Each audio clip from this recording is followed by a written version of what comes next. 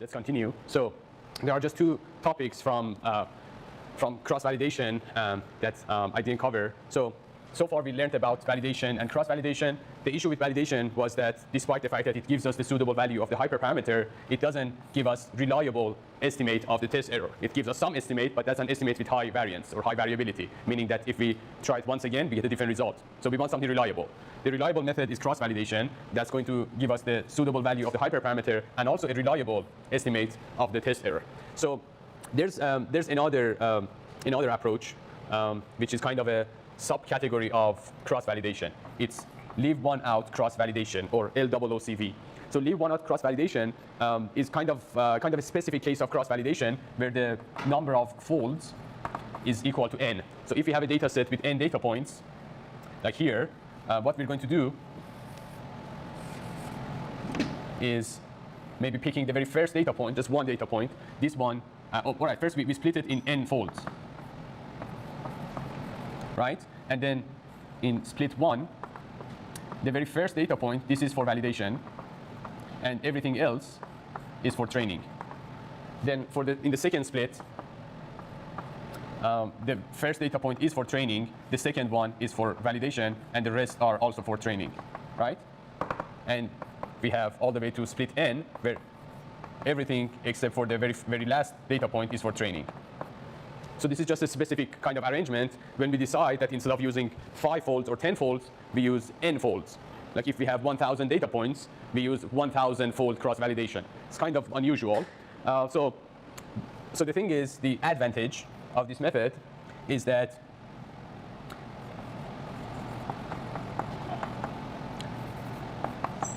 in regression, if the model is a regression model or a model that is fit by ordinary least squares, no computation is needed. There's actually a closed form formula that allows us to just train the model on all the training data points, and with that kind of mathematical adjustment, get the leave one out cross-validation MSE, or leave one out cross-validation misclassification error. So the advantage of this model is that if we are using a regression model or any other model that is fit through ordinary least squares, there's a mathematical adjustment that allows us to obtain this value, which is MSE, through leave one out cross-validation without actually doing any splits or doing any of these, let's say, 1,000 act process. Yeah, the disadvantage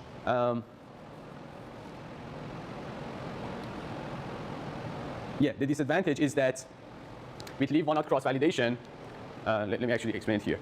This training data set is highly correlated with this training data set, and pretty much like all of them are highly correlated with each other because they only differ by one data point. As they are highly correlated, the advantage that we would get from this aggregation is limited.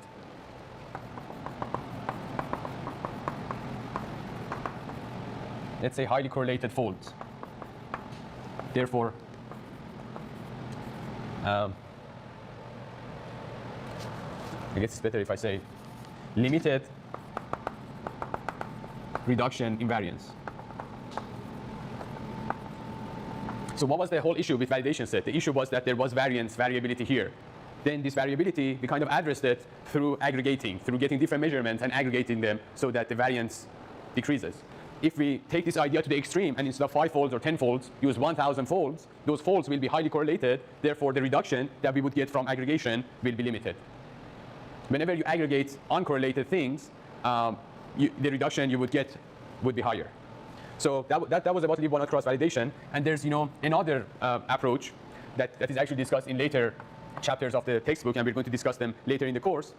That idea is kind of related to this. The training error is an underestimator for test error. So we can make some mathematical adjustment here so that this underestimated value becomes a better estimate. So we can have mathematical adjustment of training data. Sorry, of training error. Like training MSE or training misclassification error.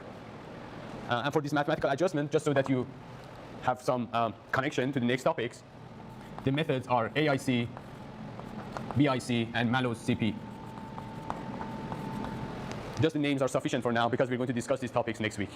So using these methods, there are ways that we can make training error, make some adjustment on training error so that it becomes a better estimate of test error. But given all of these discussions, the single method that is kind of everyone's favorite and is often used in practice is cross-validation, because it has all the advantages. It serves all the objectives. It meets all the objectives that we want. It's theoretically grounded, and it works for all different models, regardless of whether it's ordinary least squares or regression or classification or, let's say, even neural networks or tree-based models. Cross-validation always works. So that's why I provided a summary of all the approaches, but the main thing you need to learn from the first part of today's lecture is cross-validation. Yeah. No, actually, we need to do cross-validation. So in practice, despite all of these long discussions about all these approaches, in practice, what we're going to do is using cross-validation all the time for every single model, whenever we want to get a measure of how good it works on new data, or whenever we want to tune the hyperparameter. In the case of ordinary least squares or regression model, this leave one out cross-validation, which is a very unusual way of doing cross-validation, is accessible to us with no computations. Actually, you can get it from the result of ordinary least squares. Yeah. So with leave one out cross-validation, what you get will be something between this and this. Sorry, actually what you get is just one line. It's just one line because there's only one way that you can do leave one out cross-validation. You're doing all the possible folds. So you get only one line, but that one line is not as accurate as this, but it's certainly better than this. Right? Yeah? I have a question about the theory. So the leave one out, you first divide all data sets split into n folds. To n folds, yes. And then you split the data set into validation set. Yeah, so these splits are kind of assigning roles to the folds. This whole idea of cross-validation is like a, let's say, n-act play. Like it's a play, there are n acts or n steps in it. In the first step, the first data point becomes validation. All the other ones play the character of training. In the next act of the play, the first data point plays the role of training, second one plays the role of validation, all the other ones play the role of training. So with these splits, we're kind of defining the roles that these data points should play. And in each act, every single data point must have one precise role, not two. That's why there must be a clear distinction of the roles. Every data point at any point through this process only has one role, either training or validation. Any other questions? All right, so let's now move on to bootstrap. So I guess I pretty much covered everything on cross-validation. All right, so there's one more topic on cross-validation, and that is about the right way and wrong way to do cross-validation if we have some, let's say, variable screening.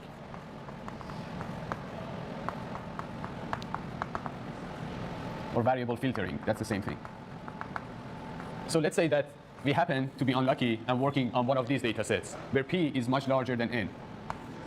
Like in genomics or in biostatistics, we may experience these situations where P is much larger than N. Like there are many predictors, maybe thousands of them, right? And the number of samples are not as much because getting samples in biology involves, actual like wet lab work, right? So for each row in these data sets in biology, as far as I understand, each row takes quite a lot of work. It's not just some data that you grab from the internet or these easy projects that we engineers do. So in this situation, one sort of common practice is using some sort of variable screening or filtering at the beginning. That's pretty much what many biologists or many biostatisticians do at the very beginning of the process. They have a data set like this, but it's pretty clear that nothing can be done with this because P is like 100,000, right? So there are ways that somehow select some of these columns, right? So they select this one, they select this one, this one, this one, right? They select a bunch of these and get rid of all the other columns. And then the data set becomes a bit more suitable also from a curse of dimensionality perspective. So now, as the textbook discusses, would it be all right if we do this process, for example, by checking what are the columns that have high correlation with Y, right? So we have some outcome variable Y, our response. First, we want to check what are these like biomarkers that have high correlation with whether some patient has cancer or not. And then for all the columns where the correlation is low, we just get rid of those columns first, so that our predictors at least have some relevance. At least they change when having cancer or not having cancer changes, right? That would be correlation, right? So first we use some sort of screening, maybe based on correlation between predictors and the outcome to get this, and then we do cross-validation. Meaning that we split this data set into, let's say, 4 folds. And then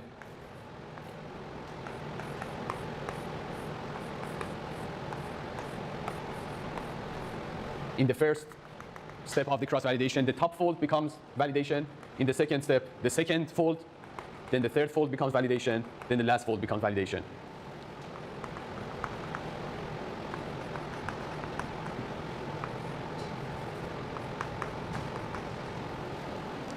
Then my question for you is, would this be is this process okay?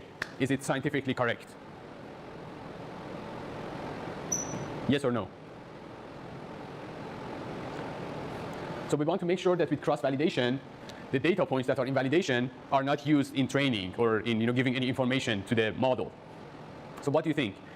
Can we be sure that following this process, the model has not learned from the validation set?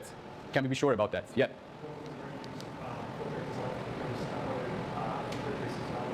Exactly. So as your classmate suggested, here in the first step of the process where we did some filtering, we actually calculated the correlation between every column and the response, and just that to keep the variables that have high correlation and get rid of the rest. And this screening is some sort of learning, is some sort of training the model, is some sort of giving information to the model. Because from here to here, some steps of model development are done, actually. This might seem very odd because we have not fit any model yet. But actually, by making these changes to the data, we have made some decisions for that more kind of overall machine learning project. Therefore, there's like some data leakage here. And as your textbook suggests, this process is wrong. This is a common mistake, apparently, in some fields, that first we do some screening and then we define the folds. Yeah? What are the first step happens exactly? How do you select? Yeah. So there are different ways of doing this. One of them is variable clustering.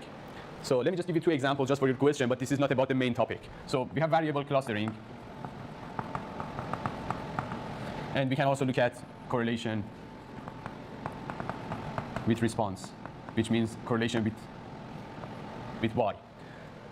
So variable clustering is a clustering method that looks at similarity between columns. There might be situations where we have different columns giving us the same information. So if I have a measurement of length of a fish in inch and length of a fish in centimeter in my data set, they will be highly correlated. I mean, not only highly correlated, their correlation will be precisely 1. Because whenever inch increases, centimeter increases with the same proportion and everything, right? Then with variable clustering, what we're going to do, let's say we have 8 features or 8 predictors, and these are x1 all the way to x8, right?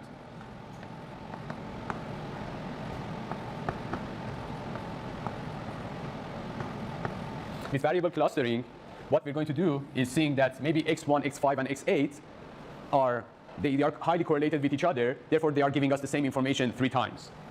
These are highly correlated with each other, they create a cluster of their own, therefore x2, x3, and x6, all of them are giving us the same information again and again.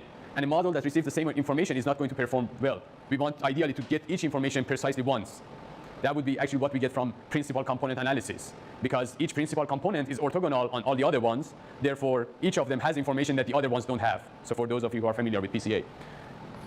X1 and X6 are giving us the same information, so we don't need to receive that information twice. And then what we do is, after doing the clustering, we may decide to keep 1 representative from each cluster. So we may decide that, all right, let's keep X1, X2, and X4. This is one kind of flavor of variable clustering. The other flavor is, first we do the clustering, and then we decide to get a combination of these, right? And we call it X158. That's meant to give us every information that is here. Then we get another sort of combination from here, 2, 3, 6, and then, sorry, 6 is, let's say 7, X47, right? So that's variable clustering, and with variable clustering, we go from a data set with 8 columns to a data set with 3 columns. Another situation is actually what your textbook discusses, which is checking the correlation with response. So let's say the response is whether, whether a patient has cancer or not, right? So it's just a binary classification task, and then each column is a biomarker. This is something that we can measure in biostatistics, right? And there's a large number of biomarkers. That just means biological variables that we can measure.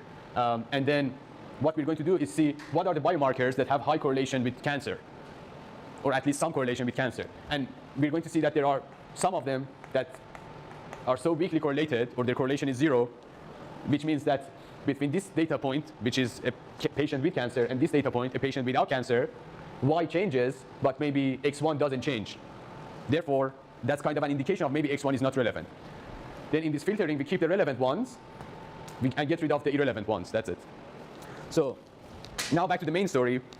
This process of variable screening and cross-validation is wrong because just through this filtering, we are giving some information to the model, despite the fact that we have not fit it yet. This is the wrong way to do it. The right way to do it is this. We should always define the folds at the very beginning. That's it. That's the moral of the story.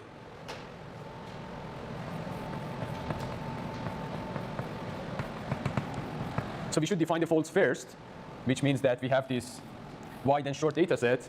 We need to define these 4 folds. We shuffle them, we define the folds. Now,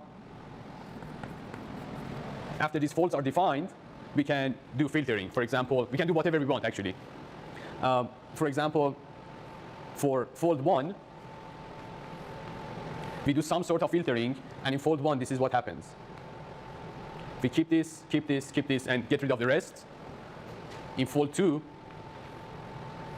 let's say, now we keep this one. That's a different column, because fold 1 and 2 are different. We keep this one, and we keep this one. Get rid of the rest. In fold 3, we keep these 3, get rid of the rest. In fold 4,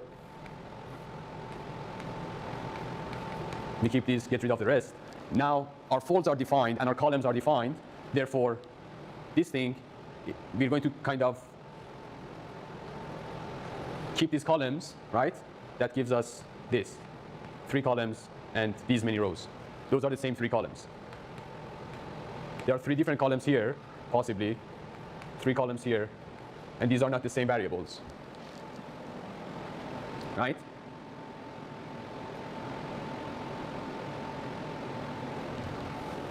So this is the right way of doing cross-validation. Yeah? So for the averaging, yeah, I guess I didn't explain it properly. So it's actually even more complicated than what I drew. So we define the folds first, and then we need to also do the split and decide which fold is validation, which folds are training. So sorry about this. So the process becomes more complicated, but that's only for ensuring that there's no overlap between validation and training. So we do the folds, and actually we have not decided on the variables first yet. So these are the folds. From this, we're going to get 4 different splits. So I'm going to just explain for one of the splits. So for one of the splits, this top one is for validation, right? So we cannot use it. Therefore, we do the filtering. OK, I guess now it makes sense. We do the filtering here. And the filtering gives us these 3 columns, right? We do the filtering. Then that's going to give us 3 columns where the first part is for validation. The other ones are the variables that we kept. Then we fit the model. Then we evaluate on validation set. From this evaluation, we get MSE 1. All right. Thanks a lot for your question. So we do similar thing here, right? This is the same data set, but the second fold cannot be used for training. And therefore, the variable filtering that we would get here is not going to be the same as before. Maybe 2 of the selected columns are the same, but this other one is different. So here, let's say we picked x5, x7, x8. Here, we still get x7 and x8, which are just because of signal, but we also get some x3, which is because of the differences between the folds. Then we evaluate on the validation set. And then this gives us MSE2. Similarly, we get MSE3, MSE4. And then from these 3 MSEs, yeah, we get the cross-validated MSE. Yeah. So the story was a bit more complicated than I had imagined. But the moral of the story is defining folds must be the very first thing we do. So that a fold that at some point should be used for validation wouldn't be used for training the model directly or indirectly. because this filtering is some sort of indirect learning or indirect training. Any questions? All right, let's take another break, and then we discuss the bootstrap.